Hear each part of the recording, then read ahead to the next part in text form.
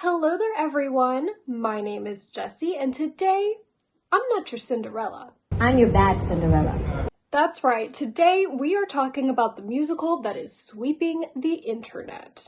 From pandemic delays to behind the scenes drama to just plain cringe, Andrew Lloyd Webber's Cinderella, or Bad Cinderella if you're American, has been the talk of the town recently.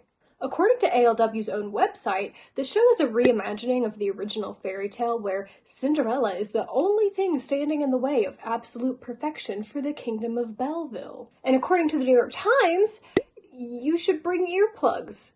Ouch.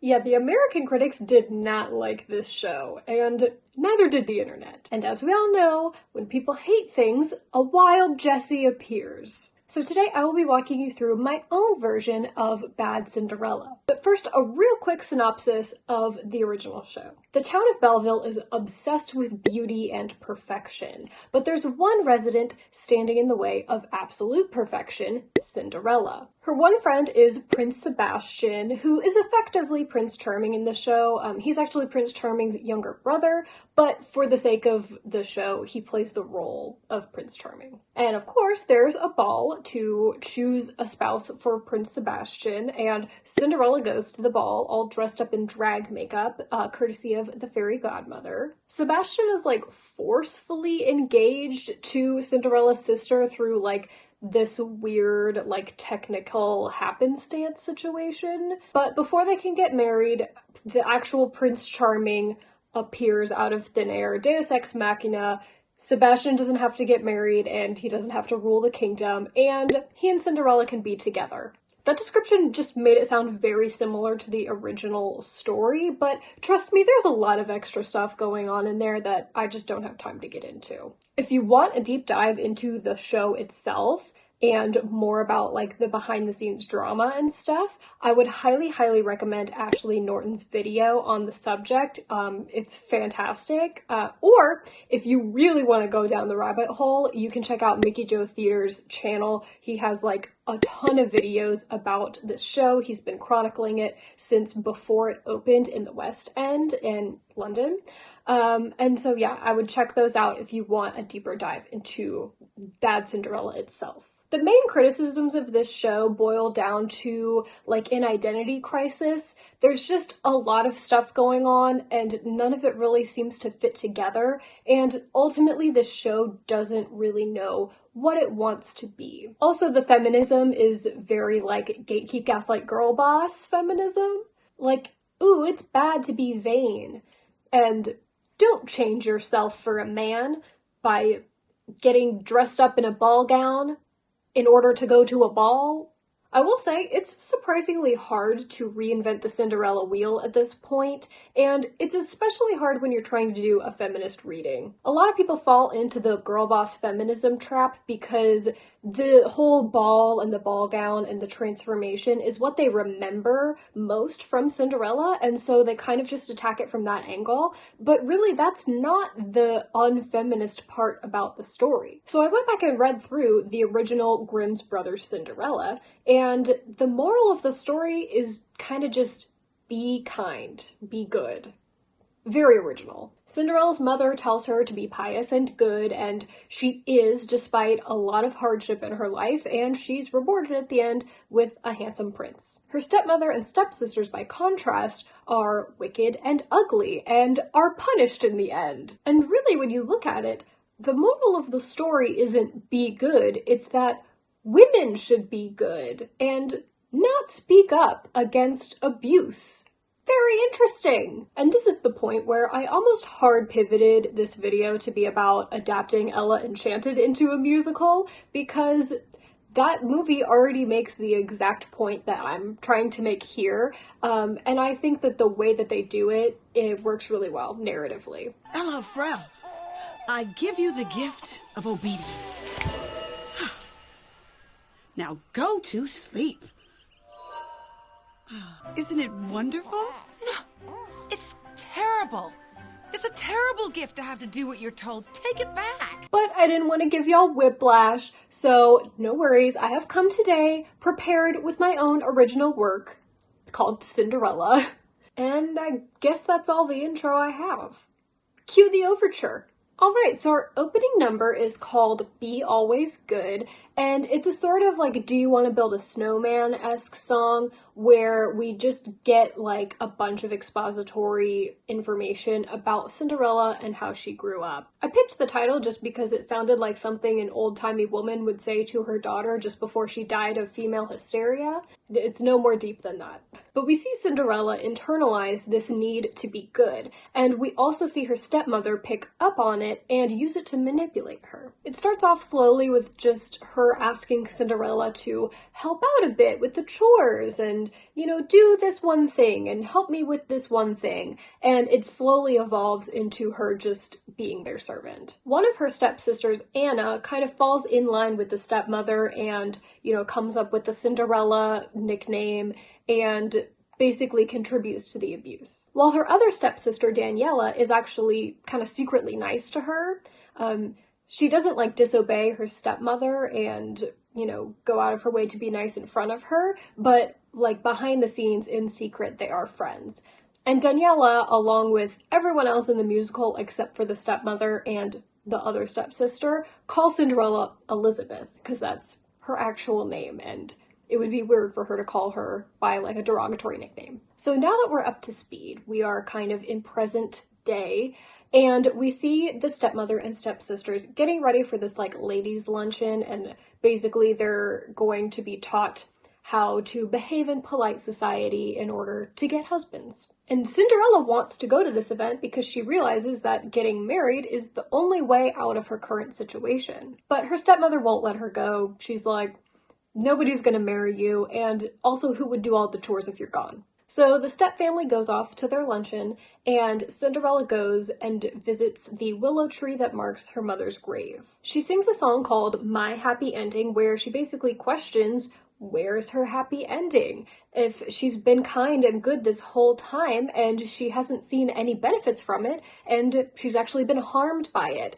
And so over the course of the song, we kind of see her decide, you know, I'm taking the gloves off, no more Mr. Nice Guy. I have to find a way out of my situation by myself. When everyone returns to the home, we get the invitation for the prince's ball. Anna, of course, taunts Cinderella about not being invited, and they sing a song called Prince Charming, where the stepsisters kind of imagine what Prince Charming is going to be like and what their life with him could potentially be like. And Cinderella's over in the corner making fun of them, like, I bet Prince Charming has BO and a foot fetish. Then we get to a big group number called Do Your Mother Proud, and this is basically where the whole town, all of the women in the town that are going to the ball, and their mothers go out shopping for, you know, dresses, shoes, accessories, etc. And they're all singing about the pressure that this ball has and that they have to do their families, their mothers, proud by being the one that the prince chooses. And all the while in the background,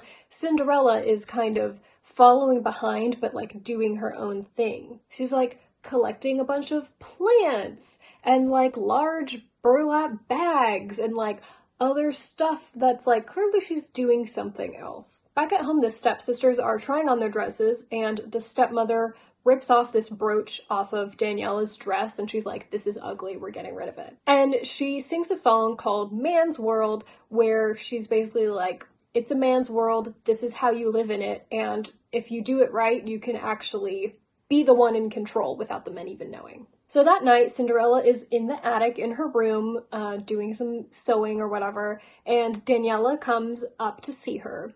She has a knot in her hair, and she needs Cinderella's help to brush it out. And so while Cinderella's brushing Daniela's hair, they sing The Sleepless Night, where they just kind of sing about the calm before the storm. And this is kind of Cinderella's last moment to move forward with whatever she's planning or step back and heed her mother's advice once again and go back to being good. And of course, she chooses violence. We love to see it. And she also tells Daniela, hey, the full moon is going to look so beautiful at midnight, you should step onto the patio of the palace and go view it from there at midnight.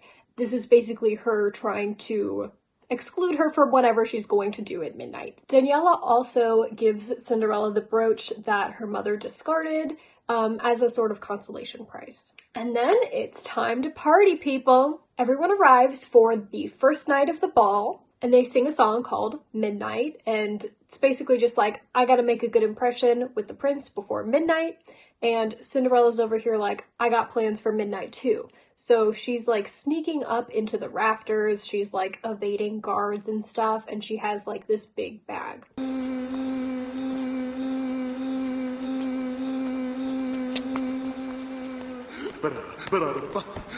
And what she does is there's like this net full of confetti that's going to drop at midnight, and she mixes in a bunch of poison ivy leaves to the confetti. And so at midnight, the confetti drops and it's really beautiful and impressive, but now everyone has poison ivy.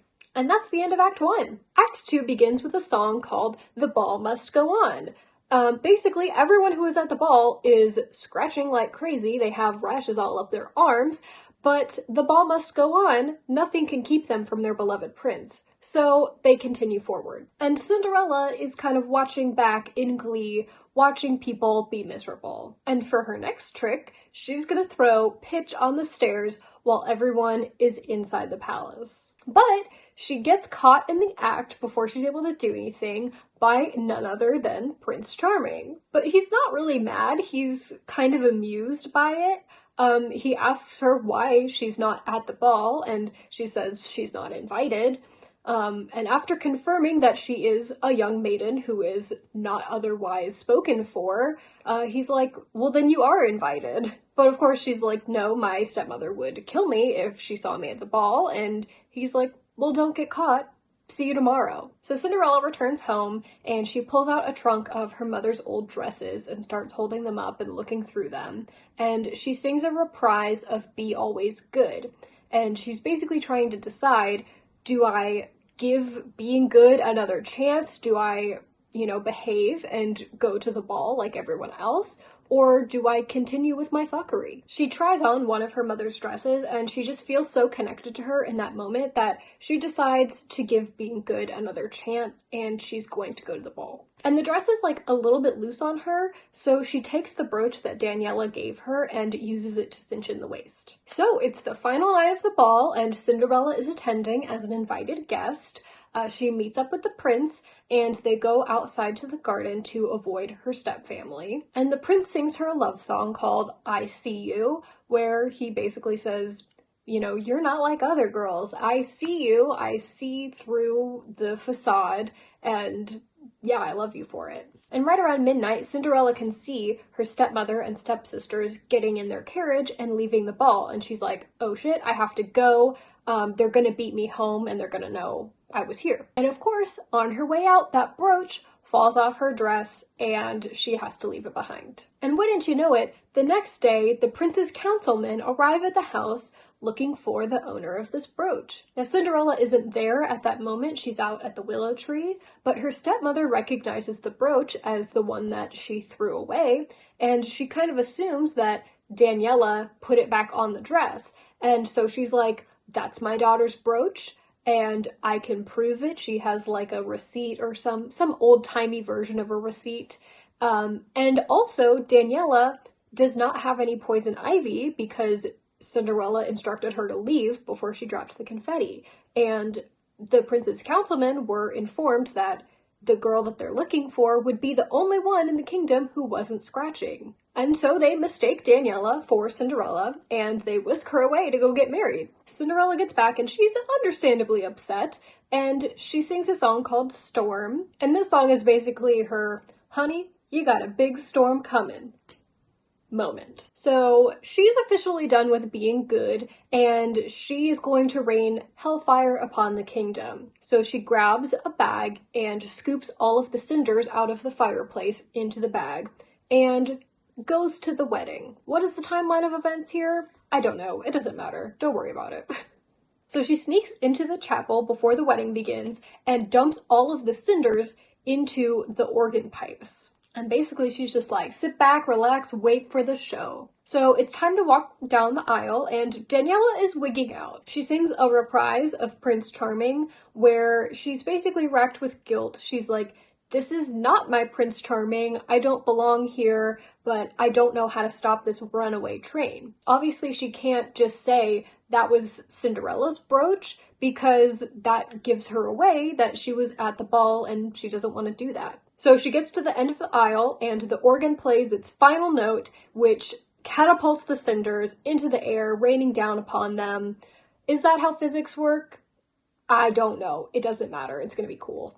Daniela looks over to the organ and she's like, oh my god, Elizabeth, Cinderella. And this is the moment where Prince Charming realizes that the woman standing in front of him is not Cinderella. So she runs off, the prince chases after her, and he's like, oh my god, I'm so sorry, I didn't realize that was you. That's totally my bad, but I do still want to marry you. You're the one that I actually want, and forgive me, please. And Cinderella's like, no, dude. I'm not gonna be with a man who couldn't recognize me after, like, saying that he was in love with me. And she sings a reprise of I See You, and she basically flips it back on him, and she's like, I see you for who you really are. You're a coward and a fraud and blah, blah, blah. So the next day, we join Cinderella and Daniela under the willow tree where they had to sleep because the stepmother kicked them out of the house for the little stunt that they pulled. And we have a brief scene where they make up. Daniela is obviously very sorry for how things went down, and she's a little terrified that Cinderella is going to rain hell upon her too now. But Cinderella doesn't. She is very understanding and she forgives her. And just then, the prince actually finds them under the willow tree and he profusely apologizes. And basically, to make up for it, he offers Cinderella a position as his advisor. And obviously this comes with lodging in the palace for her and Daniela, and Cinderella accepts this offer so she can have a better life, live in the palace, but also be free to live her own life. And we also get a little bit of mild flirting between Prince Charming and Daniela to just kind of imply maybe there's something there. And we end on a little reprise of my happy ending because Cinderella finally got her happy ending and she has learned to kind of balance being kind with also speaking up for herself. And that's the end. So yeah, that is my version of Bad Cinderella. Obviously, it is pretty much just a first draft. It's not perfect, but this is kind of the outline of what I would envision for a show that's called Bad Cinderella. So yeah, let me know what you guys thought in the comments down below. Do you like this version of Bad Cinderella better? Have you seen the original? What do you think about it? Any and all thoughts are welcome in the comments down below. Don't forget to like this video if you liked it, and don't forget to subscribe if you want to see more content like this, and I will see you guys next time. Bye!